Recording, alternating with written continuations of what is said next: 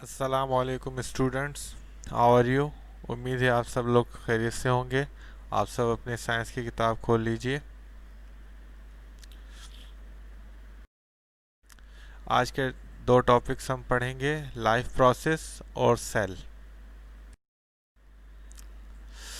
सबसे पहले हम ये चंद तस्वीरें देखते हैं। इनमें कुछ पौधे हैं, कुछ जानवर हैं।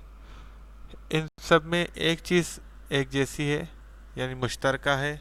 वो है कि ये सब जानदार हैं। शक्ल और सूरत वो हम नहीं देख रहे फ़िलहाल। हम उनमें जो एक जैसी चीज़ है वो ये है कि वो जानदार हैं। और इन सब में एक लाइफ प्रोसेस है। आज हम देखते हैं कि लाइफ प्रोसेस जानदारों में कौन कौन से हैं। सबसे पहले एनिमल्स फीड, के जानवर जो हैं वो खाते हैं। और हर जानदार किसी न किसी तरह ज़िंदा रहने के लिए खुराक हासिल करता है। नंबर दो है ग्रो, वो बढ़ते हैं, एक हद तक बढ़ते हैं। जानवर हैं, उनका एक हद तक कद बढ़ता रहता है, उसके बाद मज़ीद नहीं बढ़ता, लेकिन ग्रो होती रहती है। उसके बाद है एक्सक्रीशन। एक्सक्रीशन आपको पता है, हम कार्बन डाइऑक्साइड खारिज करते हैं, हम यूरिन खारिज करते हैं, हम और स्टूल खारिज करते हैं। तो हमारी बॉडी के अंदर से बहुत सारी चीज़ें, पसीना खारिज करते हैं। ये वो चीज़ें हैं जो लिविंग प्रोसेस हैं, जो जानदारों में होते हैं। उसके बाद है मूव, यानी ये मूव करते हैं, एक जगह से दूसरी जगह चलते हैं, फिरते हैं। ये भी इनकी एक जो है वो ज़िंदगी की निशानी होती है। उसके बाद रेस्पोंड, रेस्पोंड करते हैं, मतलब कि जानवर जो हैं आप उनको बुलाएं वो आपके पास आते हैं, आप उनको प्यार करें तो वो आपके साथ सेट हो जाते हैं। और अगर उनको पत्थर मारें या उन्हें तो उन्हें गुस्सा भी आता है, तो ये रेस्पॉन्ड होता है। उसके बाद जो अगली है वो है रिप्रोड्यूस, यानी हर जानदार अपने जैसे दूसरे जानदार पैदा करता है। हमने देखा गंदम के बीज बोते हैं तो गंदम पैदा होती है। इसी तरह सब्ज़ी के बीज, सब्ज़ी उगाते हैं तो सब्ज़ी पैदा होती है। यानी जो चीज़ हम बोते हैं वही चीज़ हम काटते हैं। इसी तरह उसके बाद है रेस्पायरेशन, यानी हम ज़िंदा रहने के लिए सांस लेते हैं। इस प्रोसेस में हम जो है वो ऑक्सीजन हासिल करते हैं और कार्बन डाइऑक्साइड जो है वो रिलीज़ होती है। तो जानदार जो है वो रेस्पायरेशन भी उनमें होती है। तो ये कुछ हमारे पास खसूसियात थी जानदार की। और हर जानदार जो है वो सेल से मिलकर बनते हैं। देखिए बेटा, ये सेल है।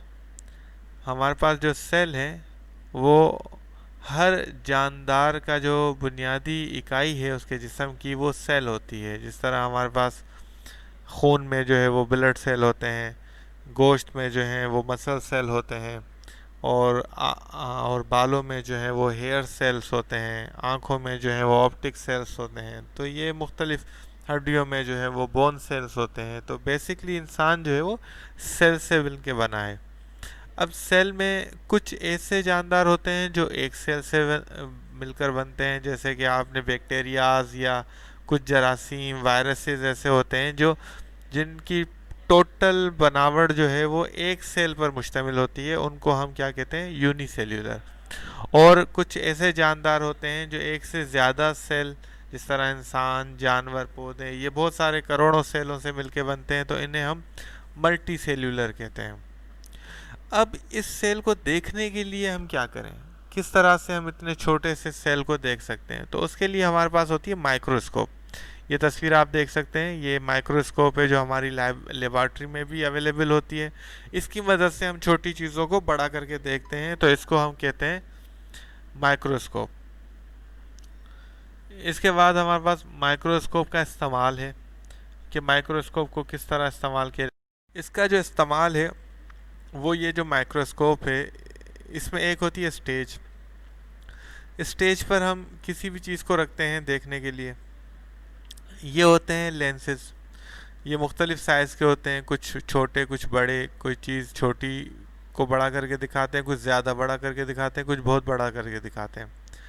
ये है आई पीस। आई पीस की मदद से हम आँखों के ज़रिए देखते हैं किसी भी चीज़ को। ये है फाइन एंड फोकसिंग नोब। ये जो गोल दो व्हील हैं छोटे से, ये चीज़ों को क्लियर करके देखते हैं कि जहाँ पर वो क्लियर नज़र आए।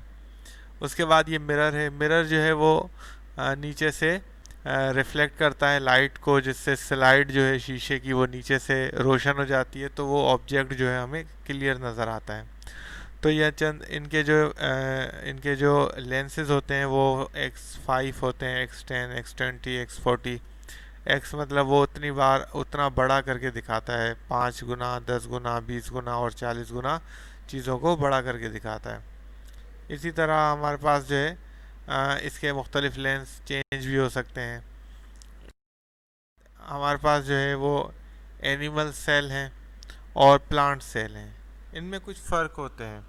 हमारे पास एक एनिमल्स होते हैं और एक प्लांट्स होते हैं।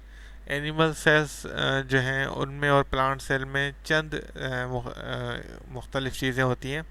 जिस तरह हम यहाँ देख सकते हैं कि इनके अंदर न्यूक्लियस होता है दोनों में, साइटोप्लाज्म दोनों सेल यानी एनिमल सेल में और प्लांट सेल में मौजूद होता है, सेल मेम्ब्रेन दोनों में मौजूद होती है।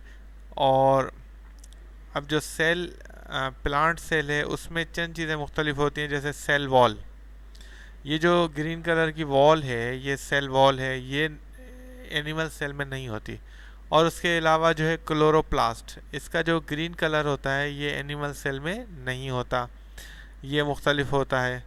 और क्लोरोफिल एनिमल सेल में नहीं होता, ये प्लांट सेल में होता है। और उसके बाद वो फोटोसिंथेसिस में उसको इसकी जो है ना फूड यानी बनाने में उसकी हेल्प करता है। इसी तरह वैक्यूल्स दोनों सेल्स में होते हैं, एनिमल्स में छोटे होते हैं, प्लांट सेल्स में बड़े होते हैं। ये वो चंद चीज़ें थीं जो एनिमल सेल और प्लांट सेल में यानी सेम होती हैं और कुछ मुख्तलिफ होती हैं। तो इनसे रिलेटेड आपको कोई भी क्वेश्चन हो तो आप जो है वो ऑनलाइन क्लास के दौरान आप अपने टीचर से मंडे टू थर्सडे पूछ सकते हैं। और इसके अलावा इसकी जो एक्सरसाइज है वो इंशाल्लाह हम फेयर कॉपी में करते रहेंगे। अस्सलाम वालेकुम वरहमतुल्लाहि वबरकातुहू।